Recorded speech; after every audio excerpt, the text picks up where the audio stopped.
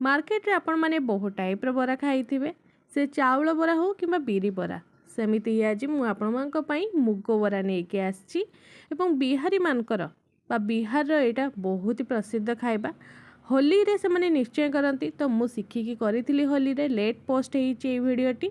मुग बड़ा रे गोटे बिहारी स्टाइल रो छुंक देइछि सेति में ता नाम होछि कांजी बड़ा। तो चलंतु स्टार्ट करिबा। कांजी बड़ा पाई फास्ट गोटे पानी रेडी करवा जो कि मु आर पानी 1 लिटर नहीं जो पानी आपण माने पियंती रेगुलर से पानी नेबे से गोटे चामच बीट लुण देइछि गोटे चामच साधा लुण देइछि जेतिक लुण आपण देखिबे टेस्ट करिवे गोटे चामच जीरा गुंड देइछि गोटे चामच काश्मीरी लंका गुंड देइछि आ 1 पिंच हिंगू ऐड करिछि ताको भल से ताको देखंतु मिक्स कर दोछि एतिक रे पानी रेडी हेइनी आगो को आहुरी किछि दबा जो दीटा सुखिला लंका नहीं फ्राए कर नहीं आपण मान पाखे जब चिली फ्लेक्स थी आप डायरेक्टली ये चिली फ्लेक्स एड करदे मो पाखे नाला तेणु फ्राए करके ये टाइप टे दरदरा कुटी नौ जो मंजी बाहरला से मंजी को पानी रे मु ऐड करी आ जो चोपा को मु रखी पर यूज करने देखो तो पानी रे पकईदे गोटे छुंक देवी सोरिष तेल को गरम कर से जो लंकार चोपा रही है आ कला सोरिष अल्प देकी गोटे बढ़िया से छुंक देदेली या कि समय रखीदे जदि आपण पानी को फास्ट रेडी कर देकी गोटे दिन भी रखी दूसरी 2 दिन रखुंट फर्मेंटेशन हो तो तार टेस्ट बहुत ही बढ़ी जाए। एपटे मुग डाली को आगु बतुराई रखी ये मुझे आपको गोटे बाउल देखा से बाउल रे गोटे बाउल मुग डाली नहीं 3-4 थर भल से धोई देइथिली तापरे 3-4 घंटा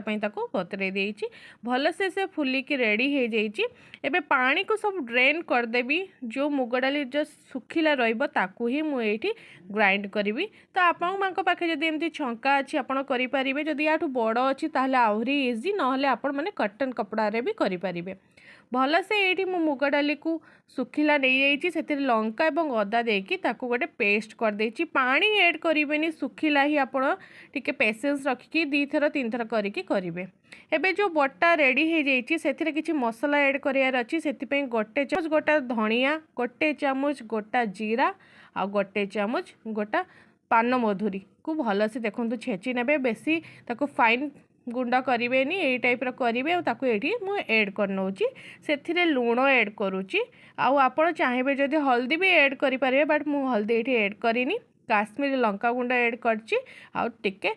हिंगू ऐड करी तापर ताको भल से मिक्स करदे आप हाथ में मिक्स करेंगे कारण हाथ में ही मिक्स कले से भल से मिक्स हो मिक्स कला बेले जदि आपको लगे कि टिके पानी हो जाइए आपड़ जमी बड़ा करने को चाहूँगी तार सेप होनी ताले आपड़ ये बेसन 1-2 चामच ऐड करने भल से आउ थे मिक्स करने मिनिमम ये आप 5 मिनिट या टाइप भल से मिक्स करेंगे देखिए टिके भल सॉफ्ट हो आसो तापर आपण मैंने बरा छाणीबे बरा छाणिया आगुरी मुझे कड़ई रेडी कर देइछि कड़ई रे रिफाइन तेल देइछि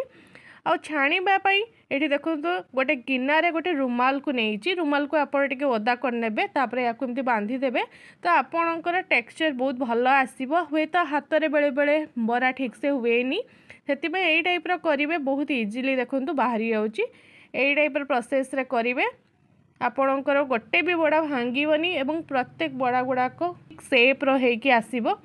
चार्टा बरा को भल से देखो छांकी नौ एपट सेपट करके छांकीबे कलरेशन केते कलरेशन आसला पर्यंत छांकीबे भाबुथिबे आपण माने देखंतु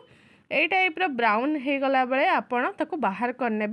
एबे साइड रे जो पानी रखी ताको हल्का उषुम कर देइछि एवं सेथिरे अध घंटा ये बरा को डिप करके रखिए जमीती कि अध घंटा भितर जहाँ तेल थी बाहर को छाड़ीदेव एवं बरा भल से एब्जर्व करनब पानी को नरम हो अध घंटा रखी सारा पर ये देखो मोर बड़ा सब नरम हो रेडी हो जाइए एबे ताको आउ गोटे जगह को ट्रांसफर करी तो ये टाइप बड़ा आणवे पापुली मझे रखिकी आप प्रेस करदे तो जो एक्स्ट्रा वाटर थी बाहरी जीव आपण जो पानी रेडी करके रखी से पानी रे आपण या रखी नेबे यही टाइप सबू बड़ा को आपण माने करके रखिबे। हाँ जो पानी रे आपण माने फास्ट डीप करथिले से पानी रे लूण किंबा किछि ऐड करिवेनी नॉर्मल उषुम वाटर ही आपण माने नेबे यही टाइप कर सारिया पर देखंतु आमर कांजी वड़ा रेडी हो जाइए खाइबा पई नुह